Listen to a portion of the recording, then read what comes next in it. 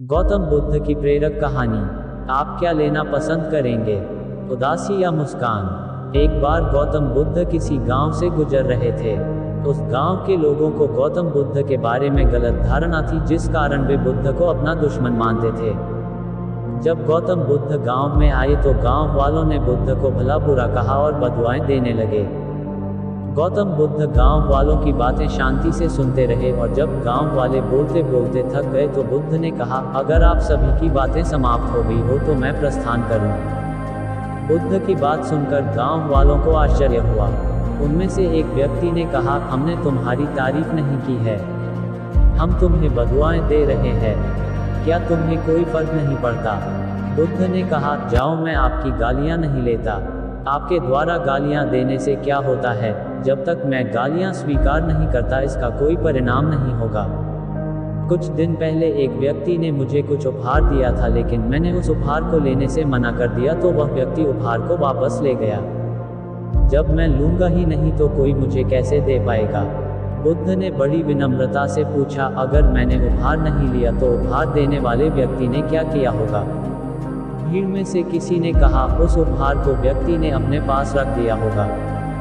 बुद्ध ने कहा, मुझे आप सब पर बड़ी दया आती है, क्योंकि मैं आपकी इन गालियों को लेने में असमर्थ हूं और इसलिए आपकी यह गालियां आपके पास ही रह गई है। बुद्ध और अनुयायी। भगवान बुद्ध को एक अनुयायी ने कहा, प्रभु, मुझे आपसे एक निवेदन करना है। बुद्ध, बताओ क्या कहना है? अनुयायी, मेरे वस्त्र पुराने हो चुके हैं, अब ये पहनने लायक नहीं रहे, कृपया मुझे नए वस्त्र देने का कष्ट करें। बुद्ध ने अनुयायी के वस्त्र देखे, वे सचमुच बिल्कुल जीर्ण हो चुके थे और जगह जगह से घिस चुके थे, इसलिए उन्होंने एक अन्य अनुयायी को नए वस्त्र देने का आदेश दे दिए। कुछ दिनों बाद बुद्ध अनुयायी के घर पहुंचे। बुद्ध, क्या तुम अपने नए वस्त्रों में आराम से हो? तुम्हें और कुछ तो नहीं चाहिए?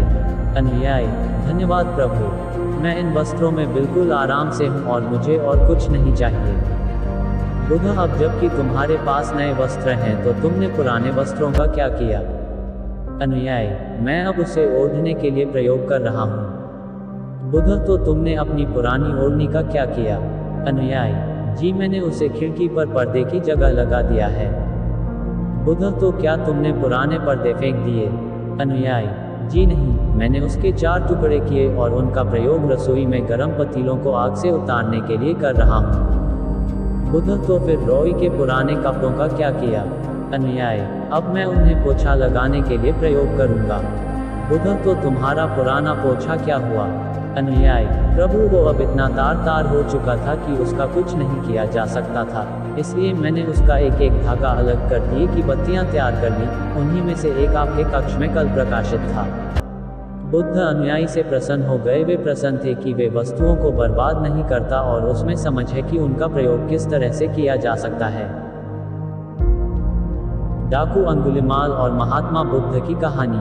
बहुत पुरानी बात है, मगध राज्य में एक सोनापुर नाम का गांव था। उस गांव के लोग शाम होते ही अपने घरों में आ जाते थे और सुबह होने से पहले कोई भी घर के बाहर कदम भी नहीं रखता था। इसका कारण डाकू अंगुलिमाल था। डाकू अंगुलिमाल मगध के जंगलों की गुफा में रहता था। वह लोगों को लूटता था और जान से भी मार देता था। लोगों को डराने के लिए वह जिसे भी मारता उसकी एक उंगली काट लेता और उन उंगलियों की माला बनाकर पहनता, इसलिए उसका नाम अंगुलिमाल पड़ा। गांव के सभी लोग परेशान थे कैसे इस डाकू के आतंक से छुटकारा मिले। एक दिन गौतम बुद्ध उस गांव में आए। गांव के लोग उनकी आप भगत करने लगे। गौतम बुद्ध ने देखा कि गांव के लोगों में किसी बात को लेकर दहशत फैली है। तब गौतम बुद्ध ने गांव वालों से इसका कारण पूछा। ये सुनते ही गांव वालों ने अंगुलिमाल के आतंक का पूरा किस्सा उन्हें सुनाया। अगले ही दिन गौतम बुद्ध जंगल की तरफ निकल गए। गांव वालों ने उन्हें बहुत रोका पर वो नहीं माने।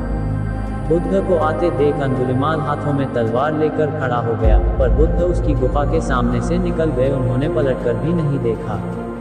अंगुलिमाल उनके पीछे दौड़ा, पर दिव्य प्रभाव के कारण वो बुद्ध को पकड़ नहीं पा रहा था।